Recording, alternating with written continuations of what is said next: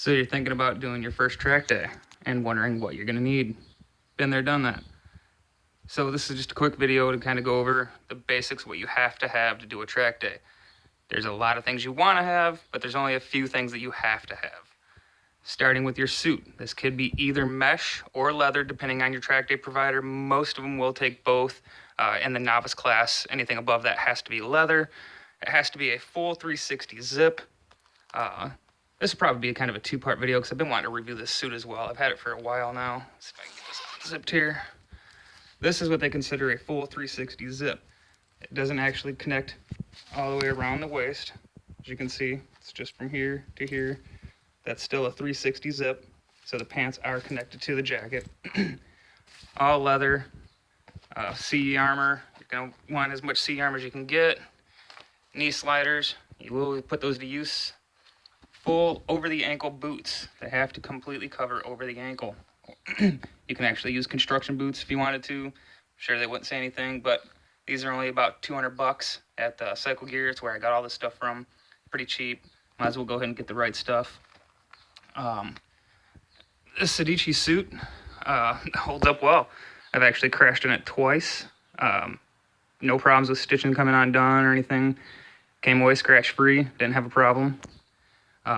Don't recommend the white though. Pain in the butt to keep it clean. I'm actually thinking about seeing if I can get this dyed black.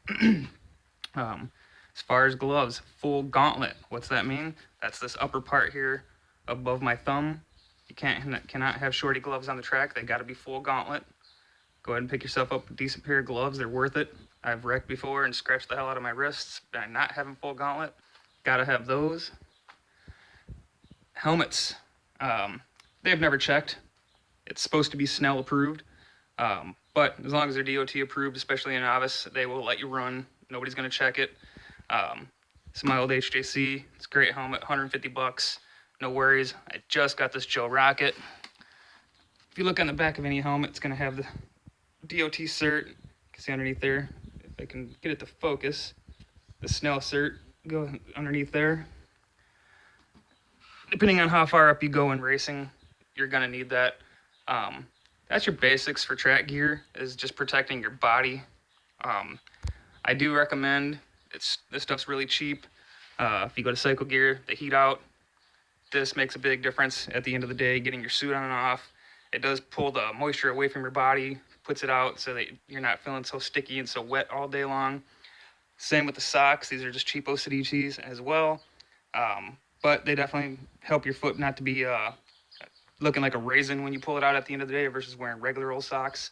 Those also have the moisture wicking material, which will take the the sweat and push it away from your feet, so you're a little less pruny at the end of the day.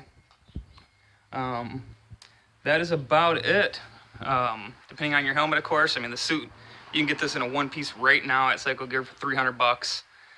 Cheap set of gloves probably cost you around $50-$60. Like I said, the boots were, I think like $170 I paid for those boots, something like that. So not a big investment. I like the two-piece for street use, but now I really wish I would have gotten the one-piece because I'm doing more and more track days now. Actually, just got into intermediate last track day, so now I really want a one-piece, but that's all right. Two-piece still gets me down.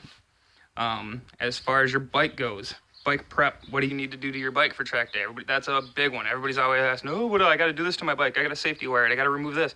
Not really. The only thing you really need to do a track day is this, a roll of blue tape. That's all you need. Now, obviously, I've already track dayed my bike all out, got rid of the headlights and everything, but tape is all you need. Tape up your headlights, tape up your mirrors, blinkers, turn signals on the rear, as well as the brake light. Don't ask me why. It's a stupid old rule from when things used to be glass, but they still require you to do it. So tape up that tail light. A lot of the bikes, modern bikes, you can easily remove the entire license plate assembly. That'll take your blinkers off with it all at the same time. A couple quick plugs underneath your seat. Excuse me. To easily remove those.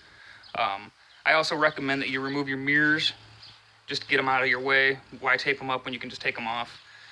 Most bikes, it's really easy. 10mm ratchet, pops them right off, throw them to the side, and don't worry about it. Put a zip tie on there if it's part of the mounting for your fairing, which it usually is. Your mirror actually holds your fairings down. So just put a zip tie through there real quick at the end of the day, cut it off, put your mirrors right back on. No problem. You do not have to get pretty, you don't have to get fancy. You'd be surprised, guys at the track, just smash the tape on it. Just so long as it covers every bit of that, it's done, don't worry about it. Your tail light, very important actually. Pop your seat off, unplug the wire, or pop the driver's seat off, the rider's seat off, and pull the fuse is what I used to always do. I just pull the fuse. If they can see your brake light light up at all, they will not let that fly. You cannot see that brake light when you're on the track because it confuses riders behind you.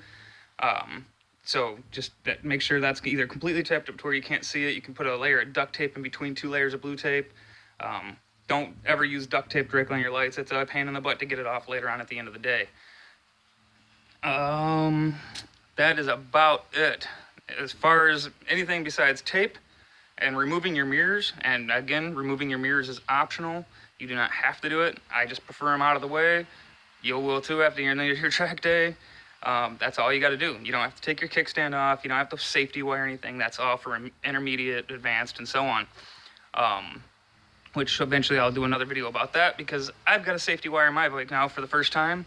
I run with sportsbiketracktime.com. STT is a great company. We also have here in the Midwest, MidwestTrackDay.com.